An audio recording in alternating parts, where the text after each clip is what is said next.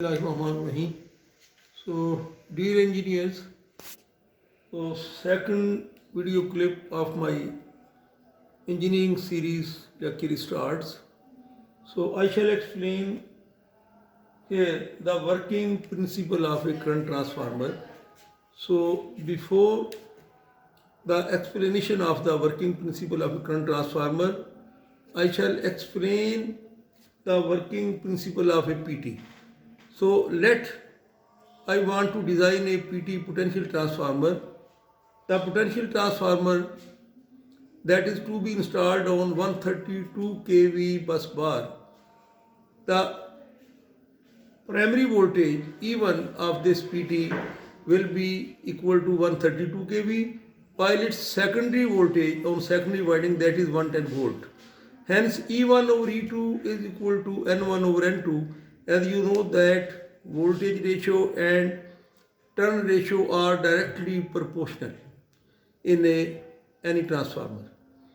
So 132 kV divided by 110 volt, that becomes equal to 1200 by 1. So 1200 is N1 and 1 is N2. So on the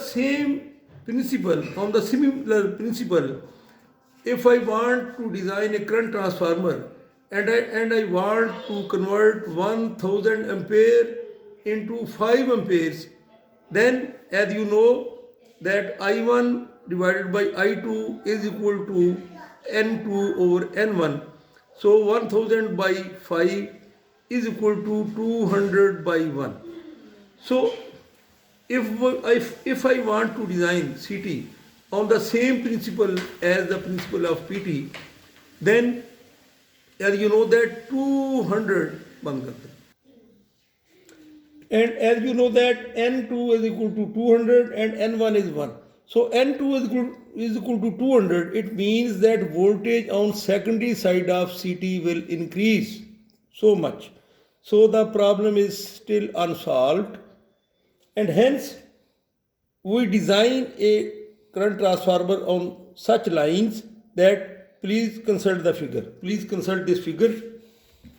In this figure, you must see that this is red phase of a transmission line, or this is red phase of a 132 kV bus bar, and I put a voltmeter on primary of this line or primary of this bus bar.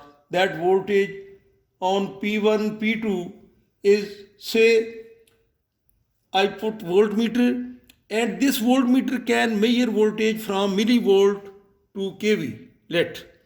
So as this is only one turn, so this will be only 20 millivolt or 25 millivolt per turn of primary of bus bar. So now I get 200 turns on secondary side. On secondary winding, I put 200 turns. So when this 20 millivolt is stepped up in 200 turns, then it will become equal to 4 volts. 4 volts. Hence the problem is solved, that we have been succeeded to design a CT whose secondary voltage is, after stepping up, becomes equal to 4 volt or 6 volt or 5 volts, and current on secondary of this CT becomes equal to 5 ampere. Hence the method is that put a core in series of transmission line, and upon this core you will wrap the windings of CT. So this is the principle of CT, and you may consult this figure, please.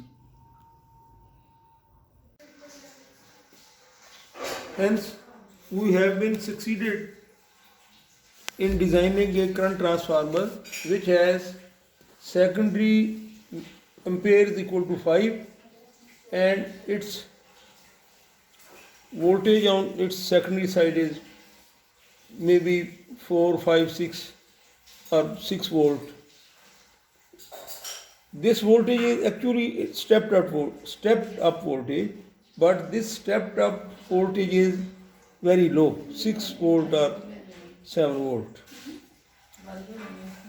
So Next important question is that electrical engineers ask that if secondaries of current transformers, if two secondary windings of CTs are connected in series, then what will be the effect upon their VA values and what will be the effect upon their CT ratios.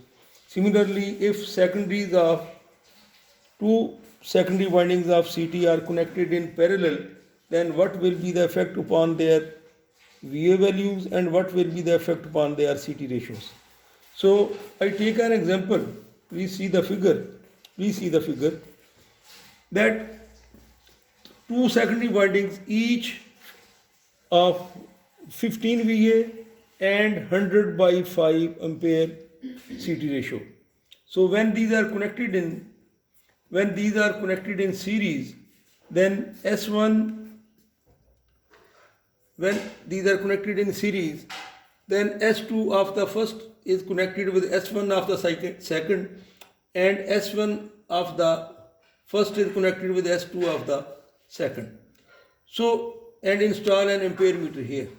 So you can see that VA values add 15 plus 15 equal to 30 VA, and similarly CT ratio that remains same, that is equal to 100 by 5.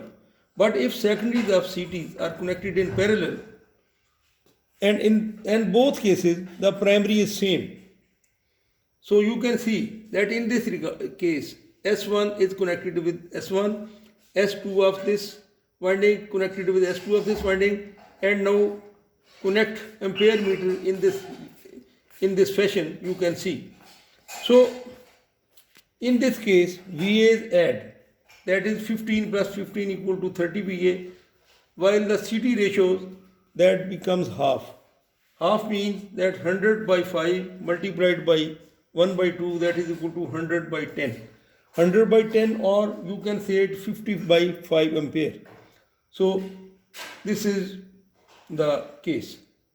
So thanks. So what is IEC accuracy class?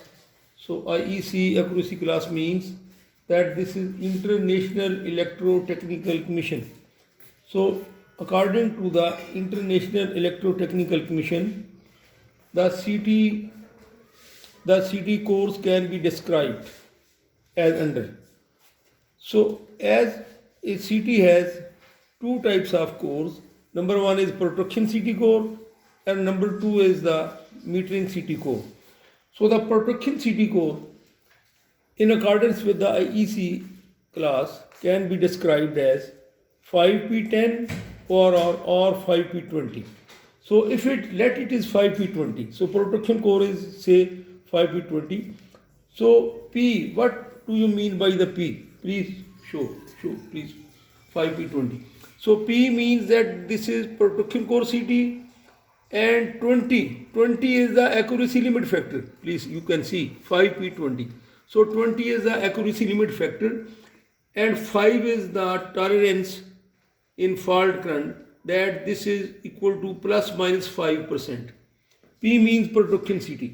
So 20, when 20 times of fault current flows, when 20 times of rated current